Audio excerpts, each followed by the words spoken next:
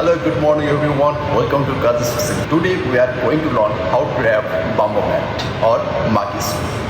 है सो आजको भिडियोमा हामी कुरा गर्नेछौँ माकी सूप अथवा बाम्बो म्याट यसलाई सुसी म्याट पनि भनिन्छ माकी सूप पनि भनिन्छ है सो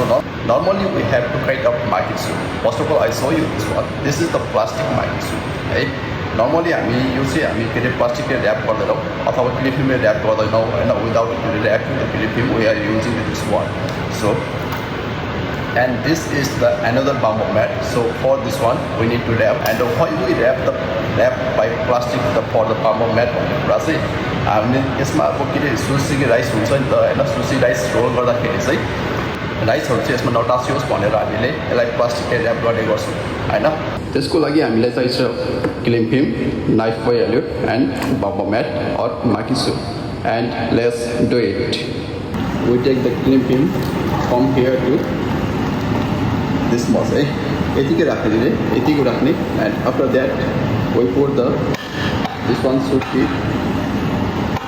need to straight होइन हामीले यसलाई स्ट्रेट बनाउनु पर्छ स्ट्रेट बनाएन अनि त्यसपछिबाट यहाँ यसको पनि दुई पार्ट हुन्छ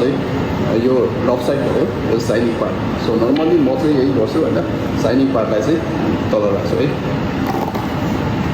यति गरेर राखिसकेपछि यसरी राखिदिने है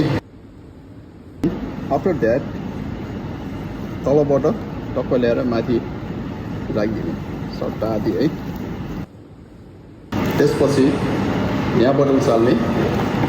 यहाँबाट गरेर यसलाई यतिको राखिदिने यो चाहिँ एकदम स्ट्रेट हुनुपर्छ सो यस चाहिँ actually don't have the rules how many time flip होइन सो अब नर्मली म चाहिँ 3 देखि 4 चोटि फ्लिप गर्छु यसलाई यति गर्ने त्यसपछि फेरि वान मोर टाइम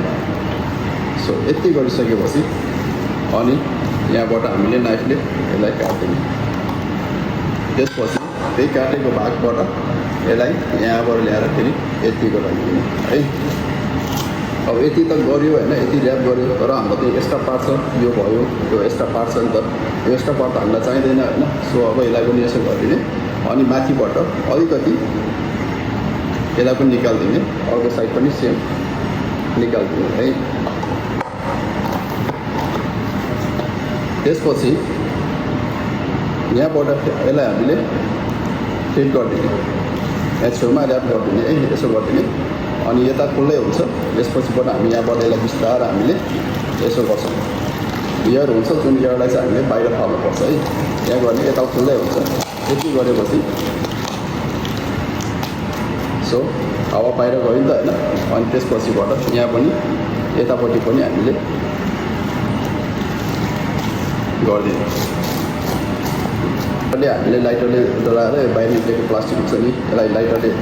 डराइदिँदा पनि भयो होइन अनि त्यसपछि हामीले यहाँनिर साइडमा हल्का पल पार्ने है because we still have the air inside the bamboo mat, so we need to take out all the air out. So, यति भएपछि माकी सूप अथवा बाम्बो म्याट रेडी भयो है यो भयो बेसिक कुरा हामीले जान्नै पर्ने कुरा है हामीले जान्नै पर्ने र हामीले काममा सुसी काउन्टरमा आइसकेपछि सबभन्दा सुरुमा गर्नुपर्ने काम भनेको यही हो this is the small and basic word is a very important to learn है